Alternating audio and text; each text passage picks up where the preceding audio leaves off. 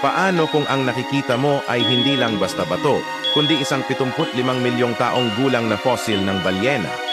Sa Thailand, matatagpuan ang tinatawag na Three Whale Rock Mountain. Sa unang tingin, mistula itong tatlong dambuhalang balyena na lumalangoy sa ibabaw ng kagubatan, isang inang balyena, isang guya, at isang amang tila nagbabantay.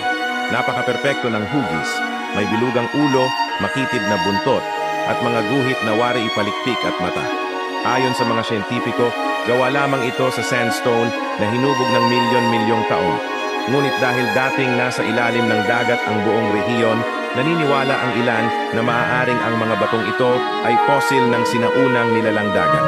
May mga nagsasabing kahawig ito ng fossilized na buto, habang ang iba na may naniniwalang isa lamang itong likha ng kalikasan.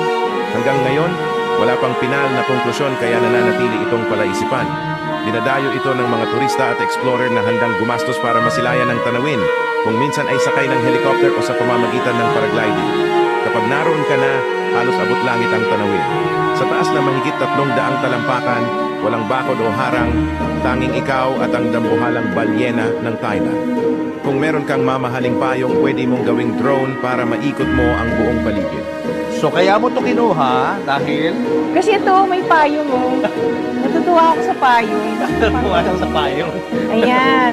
Pero hindi ko pinagagamit yung payong na to. Hindi pwedeng gamitin. Oo, kasi mahal yung payong. Oo. So ito yung payong niya. So tiis ang payong yan. Yes, on both sides. So yan yung feature ng rolls na kaya ako siya nabili kasi tuwa ako sa payong.